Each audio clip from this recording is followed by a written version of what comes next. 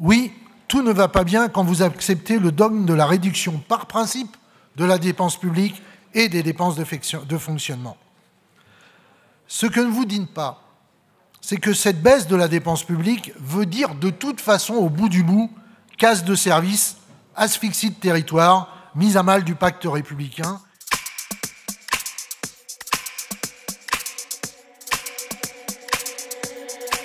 Notre région serait la mieux gérée, c'est le leitmotiv depuis quelque temps. Mais la bonne question à se poser est pour qui, pourquoi et à quel prix. Alors que nous devrions débattre des perspectives politiques budgétaires de l'année à venir, nous assistons à un débat d'orientation de techniques financières pour limiter la dépense publique régionale et notamment les dépenses de fonctionnement. Donc sans surprise, puisque vous persistez à dire que tout va bien, nous persisterons à dire ce que vous ne dites pas, à dire ce qui ne va pas et à vous proposer des pistes dans le cadre d'une opposition constructive en fait. Oui, Monsieur le Président, tout ne va pas bien quand année après année, la règle d'or de l'État, c'est geler, réduire, regeler encore les dotations aux collectivités. Tout ne va pas bien, Monsieur le Président, quand vous décidez de pactiser avec le gouvernement en acceptant la contractualisation imposée et non négociée, sauf à être d'accord avec les objectifs, ce qui semble peut-être le cas à entendre votre vice-président. Bien gérer est une chose, mais se battre pour obtenir plus de recettes en est une autre. Quand on veut faire de sa région la première de France, on agit, on la défend, on revendique. C'est ce que nous vous proposons.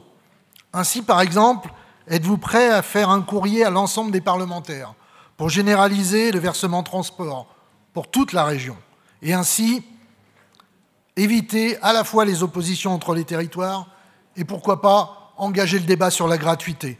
Si pour certains c'est une pression fiscale supplémentaire, pour nous, ça permet de créer des recettes nouvelles, de garantir une offre de transport en augmentation nécessaire et de répondre aux défis climatiques. Là-dessus, nos enfants ne vous en voudront pas d'agir et d'investir pour cela. Oui, tout ne va pas bien quand vous acceptez le dogme de la réduction par principe de la dépense publique et des dépenses de fonctionnement. Ce que ne vous dites pas, c'est que cette baisse de la dépense publique veut dire de toute façon, au bout du bout, casse de services, asphyxie de territoire, mise à mal du pacte républicain. Il y a une logique, celle où les collectivités locales aujourd'hui doivent venir à la rescousse des compétences de l'État qu'elle abandonne, et nous le faisons parfois sans sourciller, notamment sur les routes nationales. Mais nous ne faisons et nous ne ferons pas mieux avec moins en termes de recettes. Évitons les faux débats où il y a besoin d'investir. Oui, il y a besoin d'investir.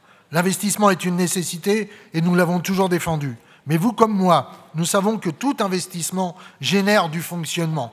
La tête ne va pas sans les jambes, Monsieur le Président. Le fonctionnement est la condition du lien social, de l'accompagnement humain dans une société qui se déshumanise de plus en plus.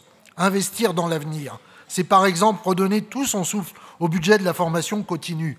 Or, dans ce domaine, il n'y a point d'investissement. Il faut donc rétablir le budget en fonctionnement pour répondre aux besoins cruciaux de formation dans nos départements, dans tous les bassins d'emploi de notre région. Là aussi, nos enfants ne nous en voudront pas d'investir dans cela.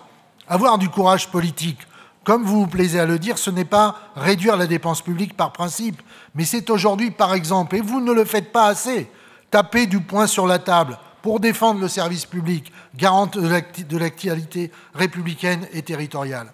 Alors, Monsieur le Président, comme nous le faisons, montrez-nous votre courage en vous opposant avec force à la suppression dans les services d'urgence hospitaliers, à la disparition de maternités dans nos territoires. Montrez-nous votre courage comme nous le faisons. Défendez l'intérêt des Auvergnats et des Rhône-Alpins en exigeant le maintien de lignes ferroviaires et des services en gare, en exigeant de la SNCF et de l'État les investissements nécessaires sur les voies pour faire fonctionner et exigeons le respect du contrat du CPER. Comme nous le faisons, montrez-nous votre courage en luttant pour l'accès à l'eau et à l'énergie, en conservant la maîtrise publique des barrages hydroélectriques aujourd'hui menacés par le dogme de la libéralisation. Montrez-nous aussi votre courage en investissant massivement dans la rénovation énergétique des logements au nom de la lutte contre la précarité et de la préservation de l'environnement. nos enfants ne nous vous en voudront pas de faire de la bonne dette, celle qui permettra de préserver la planète pour nos futures générations. Vous avez cette responsabilité. Vous avez une mission, Monsieur le Président, celle de répondre aux besoins sociaux, économiques et écologiques des Auvergnats et des Rhône-Alpins, et cela passe par la mise en place de ces chantiers régionaux que nous vous suggérons, que nous vous proposons au débat. Et pour faire cela, vous aurez besoin aussi de personnel épanoui, en nombre suffisant, et donc d'un budget pour cela. Ce n'est pas le cas aujourd'hui, ce n'est pas le cas dans vos orientations budgétaires. Vous comprendrez donc aussi qu'à cette étape de la discussion, nous ne validons pas vos orientations budgétaires. Nous vous appelons à prendre en compte nos propositions et de les traduire dans le débat budgétaire à venir.